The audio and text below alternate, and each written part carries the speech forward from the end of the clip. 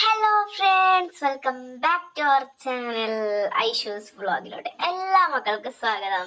അപ്പം എൻ്റെ ഇന്നത്തെ വീഡിയോ എന്ന് പറയുന്നത്, ഞാൻ ഈ ഫസ്റ്റ് തന്നെ കോളേജിൽ ചെന്നപ്പോൾ എനിക്ക് അവിടെ നിന്ന് ഒരു പയ്യനെ കണ്ടു. എൻ്റെ പൊന്നാളി, അമ്മാതിരി ലുക്ക്. എനിക്ക് അവനെ പെരുത്തിഷ്ടായി. എനിക്ക് ചെറുപ്പം മുതലേ എന്ന് വെച്ചാൽ എൻ്റെ എല്ലാ ആഗ്രഹവും എനിക്ക് കിട്ടിയിട്ടുണ്ടായിരുന്നു. അതായത് ഞാൻ ഒന്നിനെ കുറിച്ച് ആഗ്രഹിച്ച എനിക്ക് ആ സാധനം കയ്യിൽ കിട്ടിയിരിക്കും. അങ്ങനെയാണ് എൻ്റെ വീട്ടുകാർ എന്നെ വളർത്തിയത് തന്നെ. അത് എന്ത് കാര്യത്തിലായാലും എനിക്ക് അങ്ങനെ തന്നെയാണ്. എനിക്ക് ആഗ്രഹിച്ച കാര്യം ഞാൻ എങ്ങനെ നേടിയെടുക്കും, എനിക്ക് എങ്ങനെയെങ്കിലും അത് വേണം എന്നുള്ളതാണ്. അപ്പൊ ഞാൻ ഈ കോളേജിൽ ജോയിൻ ചെയ്ത പാടെ ഞാനൊരു പയ്യനെ കണ്ടു.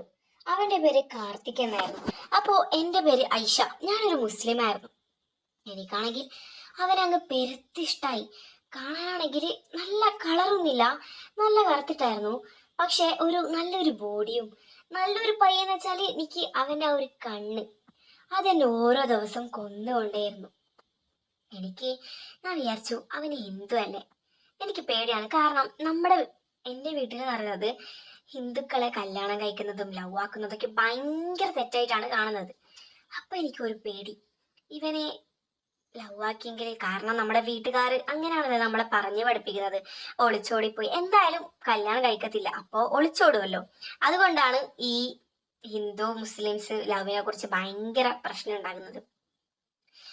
അപ്പൊ എനിക്ക് ഇവനെ ഭയങ്കര ഇഷ്ടം. ചെറുപ്പം മുതലേ ഞാൻ പറഞ്ഞല്ലോ ഞാൻ എന്താണോ ശീലിച്ചത് എന്ന്. അതുകൊണ്ട് എനിക്ക് ഇവനെ എങ്ങനെയെങ്കിലും കിട്ടിയേ പറ്റൂ എന്നുള്ളൊരു ആഗ്രഹമായി, വാശിയായി. അങ്ങനെ ഞാൻ ഒരു ദിവസം ഇവന്റെ ഓണത്തിനായിരുന്നു ഞാൻ ഇവനെ ആദ്യം തരം നേരെ കാണുന്നത്. അന്ന് ഞാൻ ഒട്ടും ഉറങ്ങിയിട്ടില്ല. എനിക്ക് അവനെ എങ്ങനെയെങ്കിലും വേണം. അവന്റെ സോഷ്യൽ മീഡിയയും അവന്റെ നമ്പറും ഒക്കെ തന്നെ ഇവിടെ നിന്നെല്ലാം ഒപ്പിച്ചു.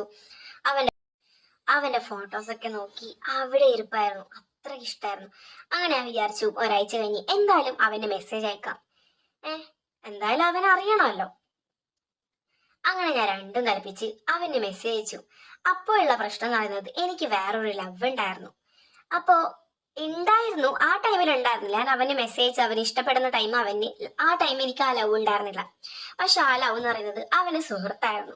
അവൻ മുസ്ലിം ആയിരുന്നു. അങ്ങനെ ഇരിക്കെ അവന് പെട്ടെന്ന് എൻ്റെ അക്കൗണ്ടിൽ മെസ്സേജ് വരുമ്പോൾ അവൻ വിചാരിച്ചു ഇനി ഇവർ രണ്ടുപേരും ശരിയായി കാണുമോ, അതായത് ഇവന്റെ സുഹൃത്ത് ഇവനെ പറ്റിക്കാൻ വേണ്ടി മെസ്സേജ് അയക്കുന്നതായിരിക്കോ എന്ന് അവന് ഡൗട്ട് അടിച്ച് അവൻ വേഗം സ്ക്രീൻഷോട്ട്, അതായത് അവന്റെ ഫ്രണ്ടിന്റെ ഗ്രൂപ്പിൽ അവൻ നാറിയണ്ട വിചാരിച്ച് ആ സ്ക്രീൻഷോട്ട് അവന് എൻ്റെ എക്സായ, അതായത് എന്നെ പ്രണയിച്ചുകൊണ്ടിരുന്ന ആ പയ്യനെ അയച്ചു കൊടുത്തു. എന്നിട്ട് പറഞ്ഞു, ഈ അക്കൗണ്ടിൽ നിന്ന് മെസ്സേജ് അയക്കുന്നത് നീ അല്ലേടാ, സത്യം പറ എന്ന് പറഞ്ഞു.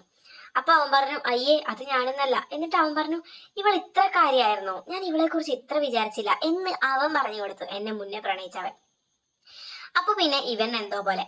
അങ്ങനെ എന്നെ മുന്നേ പ്രണയിച്ച ആ പയ്യൻ പറഞ്ഞു, നീ ഇനി അവൾക്ക് മെസ്സേജ് അയക്കല്ലേ എന്ന് പറഞ്ഞിട്ട് എന്നെ മുന്നേ പ്രണയിച്ചവൻ എനിക്ക് മെസ്സേജ് അയച്ചു. നിനക്ക് നാണക്കേടില്ലേ, നീ എന്തിനാണ് കാർത്തിക്കിനൊക്കെ മെസ്സേജ് അയച്ചത് എന്നൊക്കെ പറഞ്ഞ് ആ കാലമ്പായി. പിന്നെ ഞാനും മെസ്സേജ് അയച്ചില്ല, അവനും എനിക്ക് മെസ്സേജ് അയച്ചില്ല. അങ്ങനെ അത് അവിടെ നിർന്നു. ഞാൻ അവനെ എപ്പോഴും കാണാറുണ്ടായിരുന്നു. പക്ഷെ അപ്പോഴൊക്കെ ഓരോ ദിവസം എനിക്ക് അവനോടുള്ള ഇഷ്ടം കുറഞ്ഞു കുറഞ്ഞു വരാൻ തുടങ്ങി. അപ്പോഴേക്കും എനിക്ക് ഓരോ ദിവസം കുറയുമ്പോൾ അവൻ ഒരു ഇഞ്ച് കൂടും. എനിക്ക് ഏറ്റവും കൂടുതൽ കുറഞ്ഞപ്പോൾ അവന് ഏറ്റവും കൂടുതൽ എന്നോട് ഇഷ്ടം തോന്നി. അവൻ ഇങ്ങനെ വിചാരിച്ചു, ആ പെണ്ണ് എന്നെ അത്ര ഇഷ്ടപ്പെട്ട് എനിക്ക് മെസ്സേജ് അയക്കുമ്പോൾ ഞാൻ ചെയ്തത് തെറ്റല്ലേ എന്ന് അവനെ തന്നെ ചിന്തിച്ചു. അങ്ങനെ അവന്റെ ബർത്ത്ഡേ വന്നു. അപ്പോഴേക്കും ഒരു 8 മാസമായിട്ടുണ്ടായിരുന്നു. ഞാൻ വിചാരിച്ചു വെറുതെ വിഷ് ചെയ്യാം. അങ്ങനെ ഞാൻ ഹാപ്പി ബർത്ത്ഡേ എന്ന് പറഞ്ഞു. അങ്ങനെയായിരുന്നു പിന്നീടുള്ള മെസ്സേജ് തുടങ്ങിയെന്ന് പറയുന്നത്. അങ്ങനെ ബാക്കി കഥയിലോട്ട് പോകുന്നതിന് മുമ്പ് എനിക്കൊരു കാര്യം പറയാനുണ്ട്. അതായത് ഞാനൊരു വാട്സപ്പ് ഗ്രൂപ്പ് തുടങ്ങിയിട്ടുണ്ട്. അപ്പൊ ഇതാണ് ആ വാട്സപ്പ് നമ്പർ. അപ്പൊ താല്പര്യം ഉണ്ടെങ്കിൽ തീർച്ചയായിട്ടും എനിക്ക് വാട്സപ്പിൽ മെസ്സേജ് അയക്കുക. നിങ്ങൾക്ക് video call, videos, photos, girls chatting ഇതുപോലുള്ള കഥകൾ നിങ്ങൾക്ക് പച്ചക്ക് കേൾക്കാം. അപ്പൊ ചെയ്യേണ്ട ഇത്ര മാത്രം, ആ വാട്സപ്പിൽ എനിക്ക് മെസ്സേജ് അയക്കുക. അപ്പൊ തന്നെ ഞാനൊരു സ്കാനർ ഇടും. ഫ്രീ അല്ല, അതിലോട്ട് 500 രൂപ പേ ചെയ്താൽ നിങ്ങൾ ഈ പറയുന്ന എല്ലാം തന്നെ അവൈലബിൾ ആണ്. വീഡിയോ കോളൊക്കെ പറയണ്ട, ഒരു രക്ഷയില്ല. അപ്പോൾ കുറച്ച് ദിവസമായിട്ട് ഞാൻ വാട്സപ്പിൽ ആക്റ്റീവ് അല്ലായിരുന്നു. അപ്പൊ ഇന്ന് ഞാൻ എല്ലാവർക്കും റിപ്ലൈ കൊടുത്തിട്ടുണ്ട്. അപ്പൊ ഇന്ന് മുതൽ ഞാൻ പക്ക ആക്റ്റീവ് ആയിരിക്കും. ഗ്രൂപ്പിലും വാട്സപ്പിലും വീഡിയോ കോളിലും ഒക്കെ തന്നെ നല്ല ആക്റ്റീവ് ഉണ്ടാവും. കുറച്ച് പ്രശ്നമായത് കൊണ്ട് തന്നെ ഒന്നിൽ ഫോക്കസ് കൊടുക്കാൻ പറ്റിയില്ല. ഇപ്പൊ എല്ലാം ഓക്കെയാണ്. അപ്പൊ തീർച്ചയായിട്ടും താല്പര്യം ഉണ്ടെങ്കിൽ ആ നമ്പറിൽ എനിക്ക് വാട്സപ്പിൽ മെസ്സേജ് അയക്കുക. ഞാൻ സ്കാനർ ഇടും. അതിലോട്ട് 500 രൂപ പേ ചെയ്താൽ പിന്നെ നമുക്ക് ഇനി വാട്സപ്പിൽ കാണാം. അങ്ങനെ ഞാൻ അവന് മെസ്സേജ് അയച്ചു. അതായത് അവൻ എന്നോട് കാര്യങ്ങളൊക്കെ പറഞ്ഞു. സോറി ഡി, ഞാൻ അന്ന് അങ്ങനെ ചെയ്തതല്ല. എന്താന്ന് വെച്ചാല് അന്നത്തെ ഒരു സാഹചര്യം കാരണം ഞാൻ അവനോട് പറഞ്ഞതാണ്. പിന്നെ വീണ്ടും ചാറായിട്ട് കാര്യമില്ലല്ലോ. അങ്ങനെയാണ് ഞാൻ അവന് മെസ്സേജ് അയച്ചത്. ഞാൻ പറഞ്ഞു ഏയ് അതൊന്നും സാരമില്ല, അതൊക്കെ ആ മനസ്സിന്ന് കളഞ്ഞു. അങ്ങനെ ഞാൻ മെസ്സേജ് നിർത്തി. കാരണം എനിക്ക് ഇഷ്ടം കുറഞ്ഞിട്ടുണ്ടായിരുന്നു, പക്ഷെ അവനെ കാണാൻ നല്ല ഭംഗിയുണ്ടായിരുന്നു. അങ്ങനെ അവൻ പറഞ്ഞു എനിക്ക് നിന്നൊന്ന് കാണണം എന്നോട് പറഞ്ഞു. ഞാൻ ചോദിച്ചു കാണുന്നതിന് എന്താ പ്രശ്നമില്ല, എനിക്ക് ഇഷ്ടമുണ്ട്, പക്ഷെ അവനെ കിട്ടില്ല എന്ന് ഉറപ്പായപ്പോഴാണ് എന്റെ ഇഷ്ടം കുറഞ്ഞത്. അപ്പൊ ഞാൻ അവനോട് പറഞ്ഞു എനിക്ക് എന്നെ കാണണമെന്ന് ആഗ്രഹം ഉണ്ടെങ്കിൽ നമുക്ക് കാണാം, അതിനെന്താ എന്ന് ഞാൻ അവനോട് പറയുമ്പോൾ അവൻ പറഞ്ഞു എവിടെ നിന്ന് കാണും. ഞാൻ പറഞ്ഞു അതായത് അവൻ അവിടെ കോളേജിൽ തന്നെ സ്റ്റേ ആയിരുന്നു. ഞാൻ അവനോട് പറഞ്ഞു നിന്റെ റൂമിൽ ഞാൻ കോളേജ് കഴിഞ്ഞിട്ട് വരാം. അപ്പൊ അവൻ പറഞ്ഞു അങ്ങനെ വേണ്ട, നീ എന്ന് എന്റെ കൂടെ സ്റ്റേ ചെയ്യണം, എനിക്ക് നിന്നോട് കുറെ കാര്യങ്ങൾ സംസാരിക്കാനുണ്ട്. ഞാൻ പറഞ്ഞു അയ്യോ ഇന്ന് സ്റ്റേ ചെയ്യുന്ന കാര്യമൊന്നും നടക്കത്തില്ല, വേണമെങ്കിൽ നമുക്ക് കാണാമെന്ന് പറഞ്ഞു. അങ്ങനെ അവൻ പറഞ്ഞു ഞാൻ എന്നാ ഇന്ന് നാട്ടിൽ പോകുന്നുണ്ട്, നമുക്ക് ട്രെയിനിൽ കാണാം എന്ന് പറഞ്ഞു. അങ്ങനെ അവൻ ട്രെയിനിലൊക്കെ വന്ന് നല്ല രീതിയിൽ സംസാരിച്ചു മിണ്ടി. ഞാൻ അവൻ്റെ അടുത്ത് ഇരിക്കുമ്പോൾ നല്ല പെർഫ്യൂം ഒക്കെ അടിച്ചിട്ടായിരുന്നു ഇരിക്കുന്നുണ്ടായിരുന്നു. അപ്പൊ തന്നെ അവൻ പറഞ്ഞു നിന്റെ പെർഫ്യൂം ഒക്കെ നല്ല മണാടി, എനിക്കിങ്ങനെ എന്ത് ചെയ്യണമെന്ന് അറിയുന്നില്ല, എനിക്ക് നിന്നെ അന്ന് നഷ്ടമായെന്നാണ് ഞാൻ വിചാരിച്ചത്, പക്ഷെ എനിക്കിപ്പോൾ നിന്നെ കിട്ടി. അപ്പൊ ഞാൻ പറഞ്ഞു നിന്നെ എന്തായാലും എനിക്ക് കിട്ടിയില്ല, കാരണം നീ മുസ്ലിം അല്ലല്ലോ. അപ്പൊ അവൻ പറഞ്ഞു അതൊക്കെ നമുക്ക് പിന്നീട് നോക്കാം. അങ്ങനെ അന്ന് കുറെ സംസാരിച്ചു. അവൻ്റെ ഷോൾഡറിലൊക്കെ ഞാൻ തലവെച്ച് ട്രെയിനിൽ നിന്ന് ഇറങ്ങി. പിന്നെ ഒരാഴ്ച കഴിയുമ്പോൾ എനിക്കൊരു ചാൻസ് വന്നു, അതായത് അവൻ്റെ റൂമിലോട്ടേക്ക് നിൽക്കാൻ പോകാൻ ഒരു ചാൻസ്.